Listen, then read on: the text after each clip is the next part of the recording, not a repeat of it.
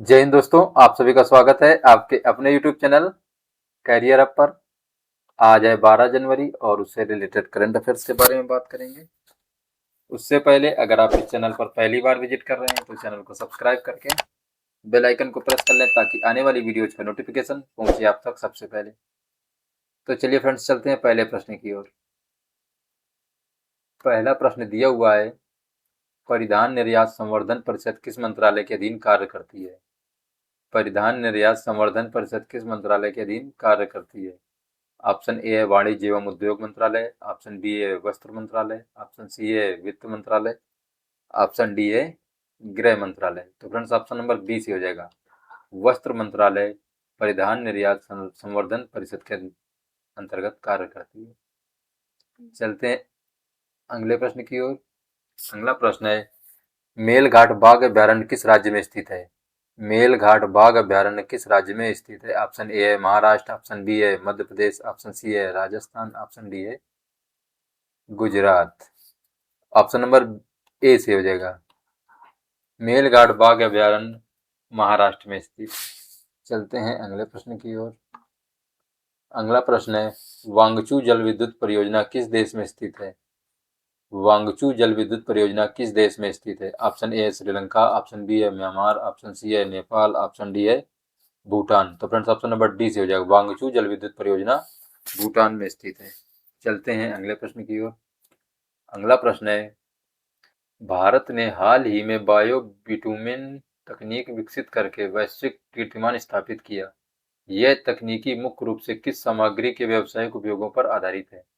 भारत ने हाल ही में बायो बिटुमेन तकनीक विकसित करके वैश्विक कीर्तिमान स्थापित किया है। यह तकनीक मुख्य रूप से किस सामग्री के व्यावसायिक उपयोग पर आधारित है? ऑप्शन ए प्लास्टिक कचरे से सड़क निर्माण, ऑप्शन बी है औद्योगिक अपशिष्ट का शोधन, ऑप्शन सी है कृषि अवशेष पराली से डामर का निर्माण, ऑप्शन डी है समुद्री शैवाल से जैव ईंधन का उत्पादन। ऑप्शन नंबर सी से हो जाएगा, कृषि अवशेष पराली से डामर का निर्माण। चलते हैं अगले प्रश्न की ओर। अगला प्रश्न है, भारतीय अंतरिक्ष अनुसंधान संगठन इसरो द्वारा 12 जनवरी 2026 को प्रक्षेपित किए जाने वाले EOS-N1 earth observation satellite mission में किस लॉन्च व्हीकल का प्रयोग किया जाएगा? भारतीय अंतरिक्ष अनुसंधान संगठन इसरो द्वारा 12 जनवरी 2026 को प्रक्षेपित किए जाने वाले EOS-N1 earth observation satellite mission में किस लॉन्च व्हीकल का प्रयोग किया जाएगा? ऑप्शन ए है small satellite launch vehicle, option B है polar satellite launch vehicle, option D है geosynchronous satellite launch vehicle, option D है लॉन्च व्हीकल मार्क। तो फ्रेंड्स, ऑप्शन नंबर बी से हो जाएगा। पोलर सैटेलाइट लॉन्च व्हीकल भारतीय अंतरिक्ष अनुसंधान संगठन द्वारा 12 जनवरी 2026 को प्रक्षेपित किए जाने वाले EOS-N1 earth observation satellite mission में लॉन्च व्हीकल का प्रयोग किया जाएगा। ऑप्शन नंबर बी सी हो जाएगा। चलते हैं अगले प्रश्न की ओर। अगला प्रश्न दिया हुआ है, जनगणना 2027 के आधिकारिक कार्यक्रम के विषय में गृह मंत्रालय की हालिया अधिसूचना के अनुसार इसका प्रथम चरण किस तिथि से प्रभावित होगा? ऑप्शन ए 1 जनवरी 2026, ऑप्शन बी 1 अप्रैल 2026, ऑप्शन सी है 15 अगस्त 2026, ऑप्शन डी है 1 अक्टूबर 2026। तो फ्रेंड्स, ऑप्शन नंबर बी से हो जाएगा। 1 अप्रैल 2026 से गृह मंत्रालय की सूचना के अनुसार जनगणना 2027 की प्रथम चरण प्रभावी होगा। ऑप्शन नंबर बी से हो जाएगा। चलते हैं अगले प्रश्न की ओर। अगला प्रश्न है, हाल ही में संयुक्त राष्ट्र ने किस वर्ष चरगाहों और पशुपालकों का अंतर्राष्ट्रीय वर्ष घोषित किया है? हाल ही में संयुक्त राष्ट्र ने किस वर्ष चरगाहों और पशुपालकों का अंतर्राष्ट्रीय वर्ष घोषित किया है? ऑप्शन ए है 2027, ऑप्शन बी है 2025, ऑप्शन सी है 2026, ऑप्शन डी है 2024। तो फ्रेंड्स, ऑप्शन नंबर सी से हो जाएगा। संयुक्त राष्ट्र ने 2026 को चरगाहों और पशुपालकों का अंतर्राष्ट्रीय वर्ष घोषित किया है। ऑप्शन नंबर सी से हो जाएगा। चलते हैं अगले प्रश्न की ओर।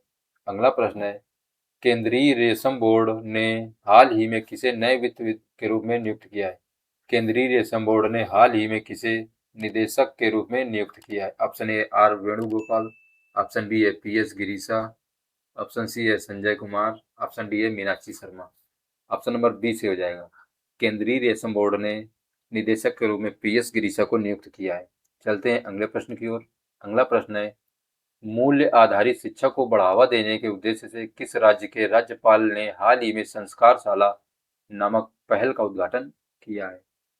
मूल्य आधारित शिक्षा को बढ़ावा देने के उद्देश्य से किस राज्य के राज्यपाल ने हाल ही में संस्कारशाला नामक पहल का उद्घाटन किया है? ऑप्शन ए है त्रिपुरा, ऑप्शन बी है असम, ऑप्शन सी है मेघालय, ऑप्शन डी है सिक्किम। तो फ्रेंड्स ऑप्शन नंबर बी से हो जाएगा।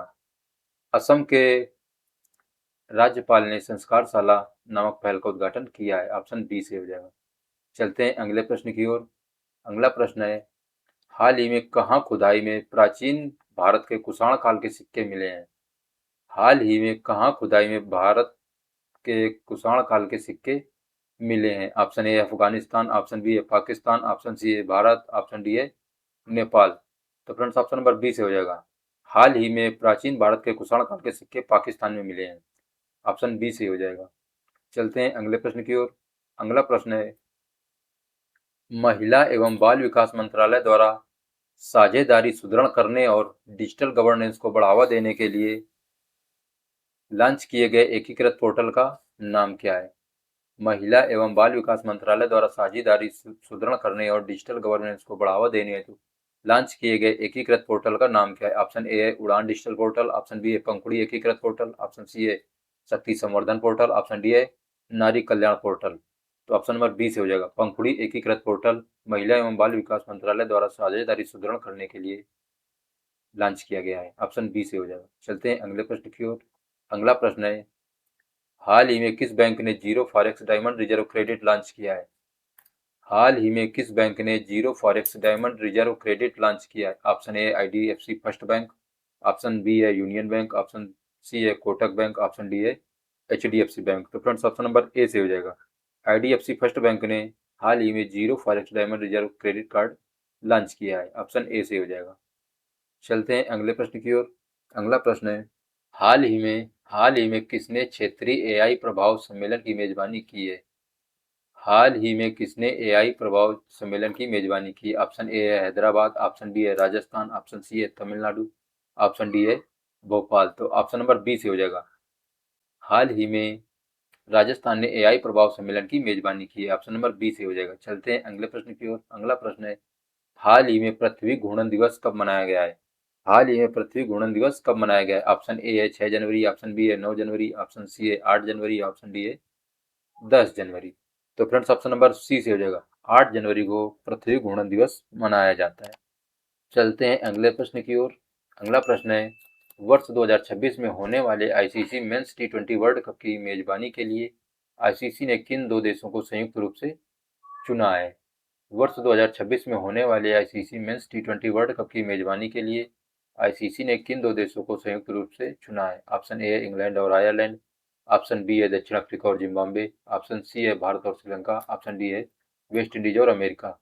तो ऑप्शन नंबर सी से हो जाएगा। भारत और श्रीलंका को आईसीसी ने मेंस टी20 वर्ल्ड कप की मेजबानी के लिए चुना है। तो ठीक है फ्रेंड्स, आज की क्लास में इतना ही रखते हैं। अगर अभी तक आपने इस चैनल को सब्सक्राइब नहीं किया है तो चैनल को सब्सक्राइब कर लें, और अगर आप इस कंटेंट की पीडीएफ पाना चाहते हैं तो आप हमारे टेलीग्राम चैनल से भी जुड़ सकते हैं। मिलते हैं नेक्स्ट क्लास में, तब तक के लिए जय हिंद,